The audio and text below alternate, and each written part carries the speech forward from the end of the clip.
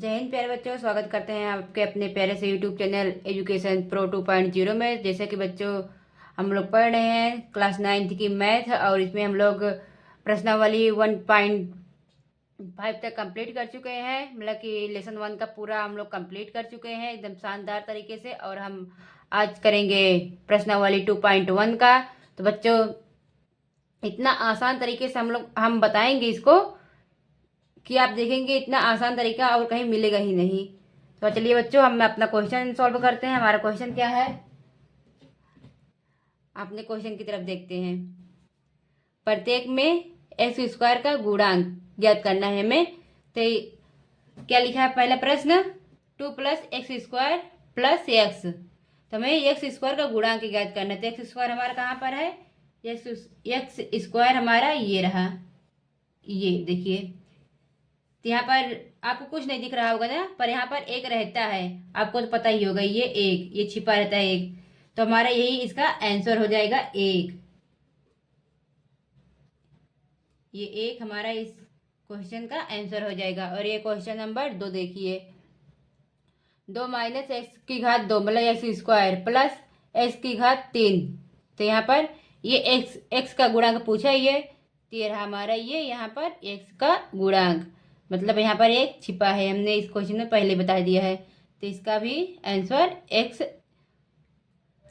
Square का ये यहाँ पर इसका ये हो जाएगा आंसर 1, क्योंकि यहाँ पर 1 छिपा हुआ है, इसका ये गुणांक 1 हो जाएगा।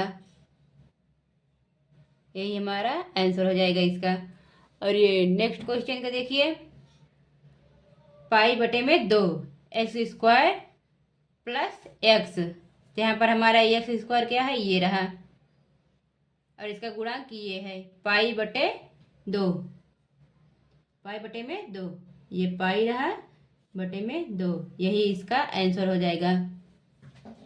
और ये √2x - 1, इसमें तो इसका गुणांक कोई है ही नहीं, और जिसका कुछ रहता ही नहीं तो मतलब वो 0 हो जाता है।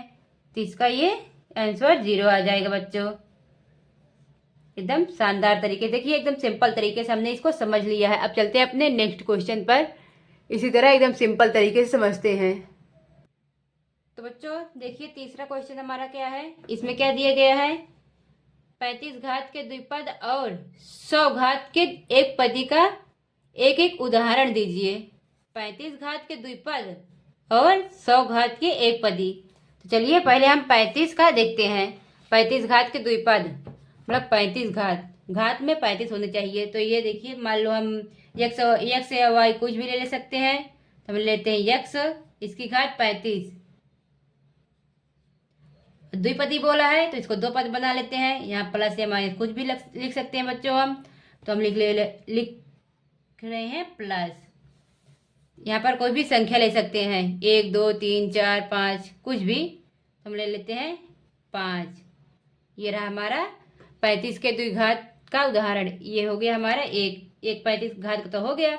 अब दूसरा देखते हैं, 100 घात के एक पदी का उदाहरण मतलब एक पदी। यहाँ पर x या y z ले सकते हैं, तो कुछ भी ले सकते हैं। तो हम ले रहे हैं y। और एक पद बोला था, मात्र एक ही पद लेंगे। यहाँ 2 पद बोला था ना, यहाँ पर 2 पद लिए थे, ये 1 और 2। यहाँ पर एक पद ही बोला है, तो मात्र एक पद लेंगे। और इसकी घात कितना बोला है, 100 बोला है, तो हम यहाँ पर 100 ले लेंगे। तो इसका यही आंसर हो जाएगा। तो चलिए अब चलते हैं नेक्स्ट क्वेश्चन पर, देखते हैं हमारा नेक्स्ट क्वेश्चन क्या है। तो देखिए बच्चों, ये रहा हमारा नेक्स्ट क्वेश्चन। बहुपदों में प्रत्येक बहुपद की घात लिखना है, मतलब कि इसमें ज़्यादा घात किसकी है तो वो हमें ज्ञात करना है, मतलब मैक्सिमम घात हमें लिखना है। तो यहाँ सबसे ज़्यादा घात किसकी है, x की घात 3 है। तो ये x की घात 3, ये इसका आंसर हो जाएगा। और इस पर ज़्यादा घात कितना है, बहुपदों की घात ज्ञात करना है ना, तो y² है, y की घात 2 है, तो ये इसका आंसर हो जाएगा। और इसमें ये t रहा बहुपद, तो t यहाँ पर कुछ दिखाई नहीं दे रहा ना, यहाँ पर कोई घात हो, लेकिन यहाँ पर एक छिपा रहता है, तो मतलब यहाँ पर इसका आंसर 1 आ जाएगा। और यहाँ पर कोई बहुपद है ही नहीं, जब बहुपद है ही नहीं तो घात कैसी, मतलब यहाँ पर 0 हो जाएगा। यही इसका आंसर हो जाएगा। चलिए अपने नेक्स्ट क्वेश्चन पे चलते हैं। तो बच्चों ये रहा हमारा नेक्स्ट क्वेश्चन दिया है। इसमें क्वेश्चन नंबर 5, बताइए कि निम्नलिखित बहुपदों में कौन कौन बहुपद रैखिक है, कौन कौन द्विघात हैं और कौन कौन त्रिघात हैं। चलिए बच्चों अपना क्वेश्चन सॉल्व करते हैं।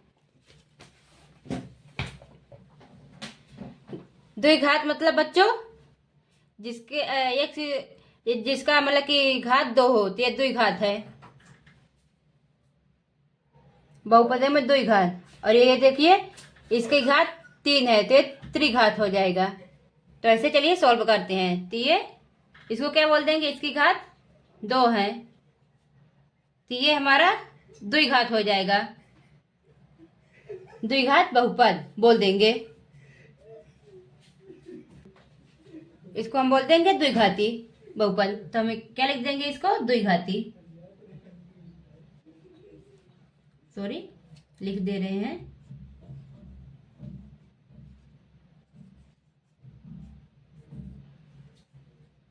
द्विघाती।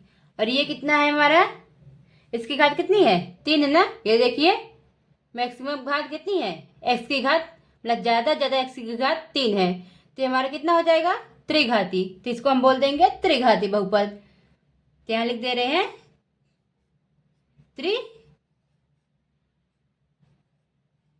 त्रिघाती।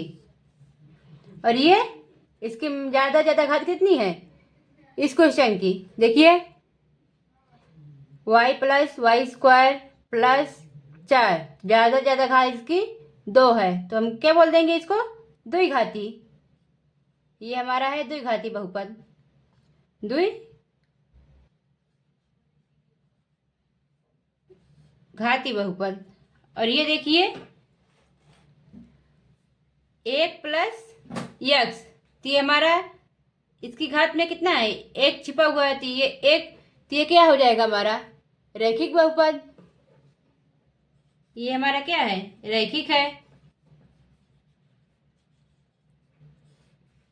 इसमें भी देखिए, इसमें भी 1 छिपा है ना, ये हमारा एक पद है उसमें 1 छिपा हुआ है, इसकी घात 1 छिपी हुई है तो ये हमारा रैखिक बहुपद हो जाएगा। हमने इसको पहले भी अपने इसके पहले वाले वीडियो में बताया है, द्विघाती त्रिघाती रैखिक ये सब क्या है, ये हमने पहले अपने इससे पहले वाला जो वीडियो है उसमें हमने ये पढ़ा चुके हैं इसको।